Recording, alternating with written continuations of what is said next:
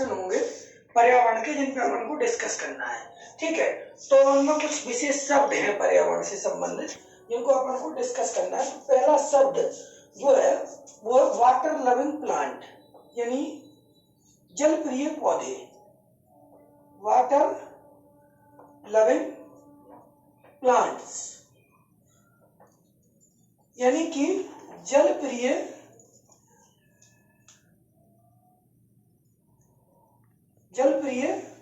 पौधे।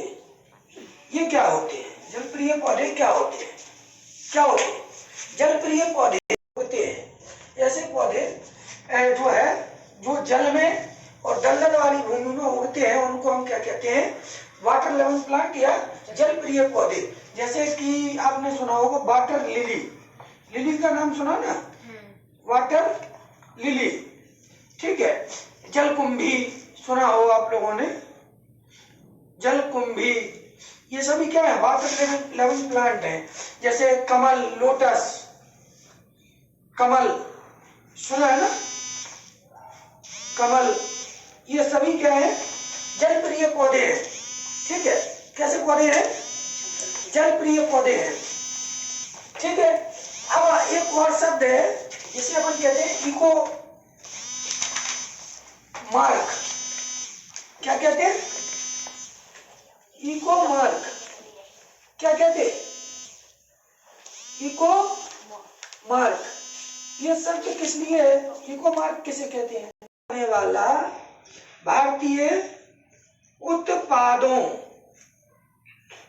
को दिया जाने वाला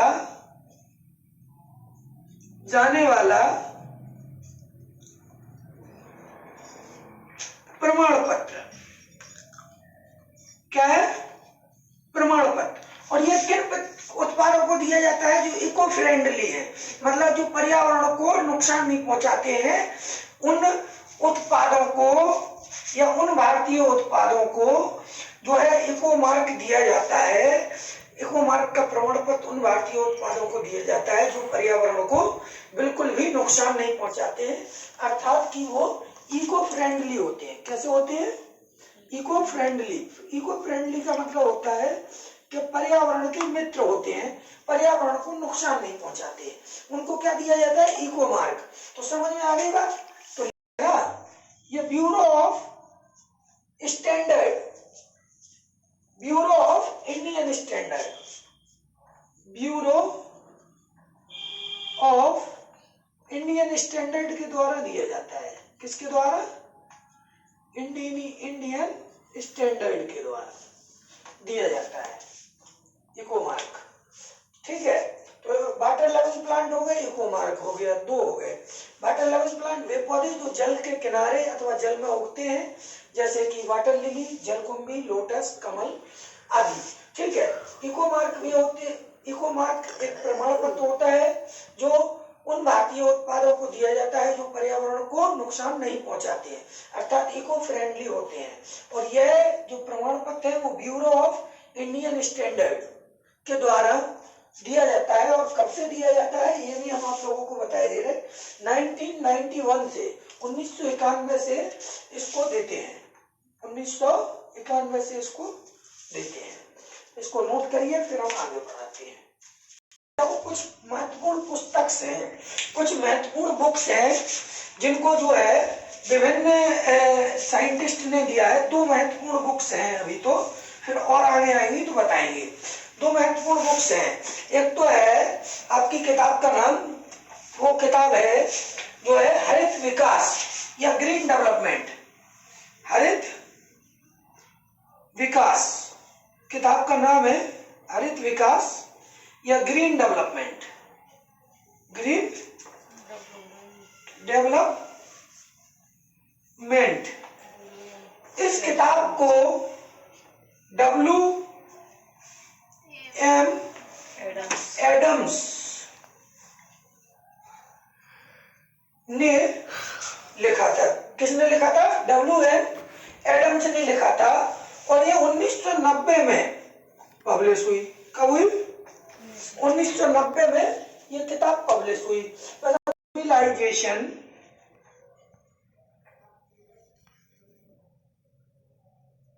एंड क्लाइमेट। ये किताब जो है एक वैज्ञानिक थे एल्सवर्थ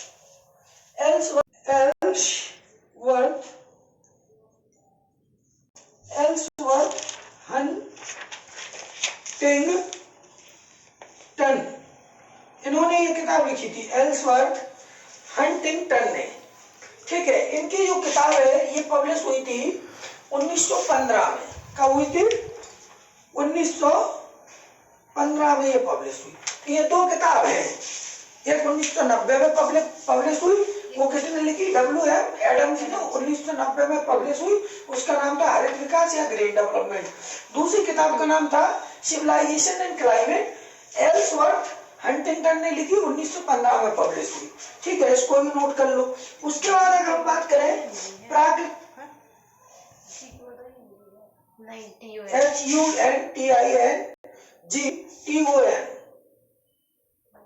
HUNTINGTON हंटिंगटन है वो। ठीक है, अब प्राकृतिक कृषि के अन्वेषक, ठीक है, एक जापानी किसान और दार्शनिक था, एक जापानी किसान और दार्शनिक था जिसने नेचुरल नोबु फुकुओका, ये कौन था? एक जापानी दार्शनिक या किसान था, जापानीज फार्मर था। इसे फिलोसफर भी कहते हैं, जापान का एक दार्शनिक भी था, फिलोसफर। ठीक है, ये क्या था? ये आधुनिक जो मतलब कृषि है, कौन सी कृषि? प्राकृतिक कृषि, उसकी इन्वेस्टिगेशन की थी इसने, उसका जनक कार्य मान सकते हैं। ये प्राकृतिक कृषि का अन्वेषक है। किसका अन्वेषक है? प्राकृतिक कृषि का अन्वेषक है। ये प्राकृतिक कृषि का अन्वेषक है। कौन है? प्राकृतिक कृषि का अन्वेषक है। ग्रीन आर्मी, हरी सेना कह सकते हैं इसको। ये ऑस्ट्रेलिया ने अपने यहाँ बनाई थी, मतलब ऑस्ट्रेलिया का संगठन था। इसमें 17 से 24 वर्ष के, 17 से 24 जो है ऑस्ट्रेलिया का संगठन है। और ये 17 से 24 वर्ष के जो बच्चे थे, 17 से 24 वर्ष का यूथ था, उसके लगभग 15,000 यूथ को लेकर के संगठन बनाया गया पर्यावरण संरक्षण के लिए। और ये संगठन कब बनाया गया? ये संगठन जो है ऑस्ट्रेलिया में बनाया गया, और इसके लिए $360 मिलियन, कितना? $360 मिलियन, $360 मिलियन जो है रुपया इकट्ठा किया गया इस संगठन के लिए, $360 मिलियन। तो ये ऑस्ट्रेलिया का ग्रीन आर्मी संगठन था। उसके बाद पंजाब की एक मार्कफेड कंपनी थी, पंजाब की मार्कफेड कंपनी थी, और इजराइल की सयाग। पंजाब की मार्कफेड, इसको मिटा दें, लिख लिया। पंजाब की एक मार्कफेड कंपनी, पंजाब की मार्कफेड कंपनी और इजराइल की सयाग। पंजाब की मार्कफेड ये कहाँ की थी? पंजाब की। और इजराइल की एक सयाग, ये कहाँ की थी? इजराइल। इन दोनों के बीच एक समझौता हुआ था। इजराइल की सयाग और पंजाब की मार्कफेड के बीच एक समझौता हुआ था। ठीक है, 21 अप्रैल 2001 को। कब हुआ? 21 अप्रैल 2001 को एक समझौता हुआ। 21 अप्रैल 2001 को एक समझौता हुआ, जिसमें ग्रीन हाउस खेती, ग्रीन हाउस कृषि या green house agriculture, green house agriculture करने को लेके एक समझौता हुआ था, किसके बीच में, मार्फेड के बीच में और सयाग के बीच में। कब हुआ? 21 अप्रैल 2001 को। इसमें क्या कहा गया कि ग्रीन हाउस जो शेड होते हैं उनके माध्यम से सब्जियां उगाई जाए। क्या? तो ग्रीन हाउस एग्रीकल्चर, इसमें क्या उगाया गया? वेजिटेबल्स। क्या उगाएंगे? सब्जियां। ठीक है, बात समझ में आ गई है? अब इससे क्वेश्चन बनते हैं कुछ, उनको अगर अपन बाद में सॉर्ट आउट कर लेंगे। थोड़ा और है, इसको और पढ़ लो थोड़ा। नेशनल जियोग्राफिक सोसाइटी एवं अंतरराष्ट्रीय मतदान कंपनी ग्लोब स्कैन ने ग्रीन इंडेक्स 2009 स्कोर के तहत भारत को शीर्ष स्थान दिया। क्या किया? किसने? नेशनल जियोग्राफिक सोसाइटी एवं अंतरराष्ट्रीय मतदान कंपनी ग्लोब स्कैन, कौन सी है? ग्लोब स्कोर के तहत भारत को शीर्ष स्थान दिया। और ग्रीन इंडेक्स 2014 के स्कोर के अनुसार भी भारत इसमें प्रथम स्थान पर रहा। किसमें? नेशनल जियोग्राफिक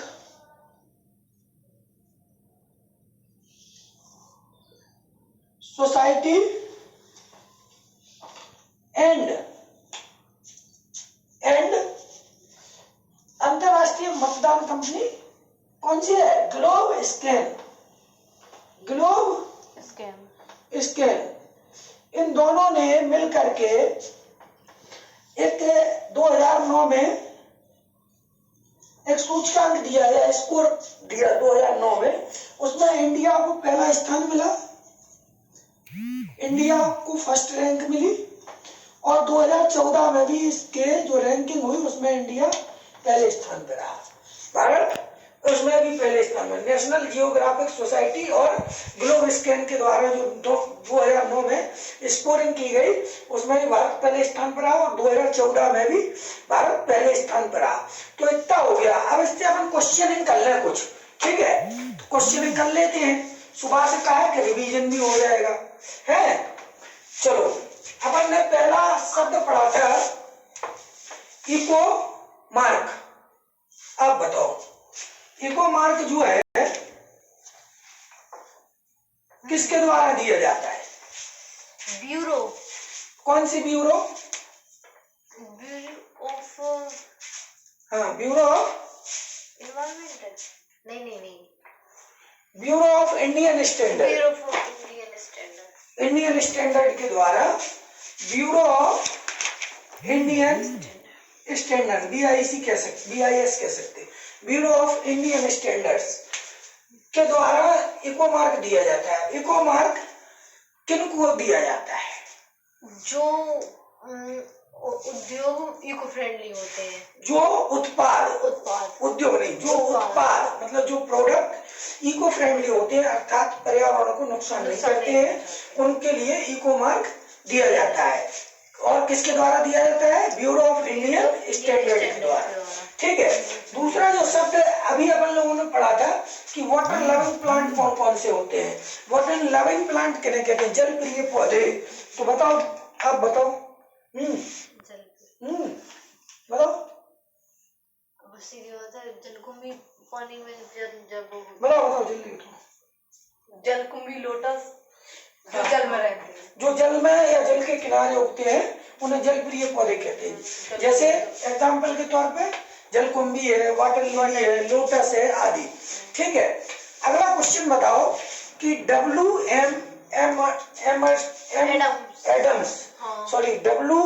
एडम्स ने कौन सी पुस्तक लिखी थी? बताओ, चलो आप। W.M. एडम्स ने कौन सी पुस्तक लिखी थी? हाँ, W.M. एडम्स ने ग्रीन डेवलपमेंट या हरित विकास जो पुस्तक लिखी थी, वो पुस्तक कब प्रकाशित हुई? 1990। और वो जो है सिविलाइजेशन एंड क्लाइमेट पुस्तक किसने लिखी? Civilisation and climate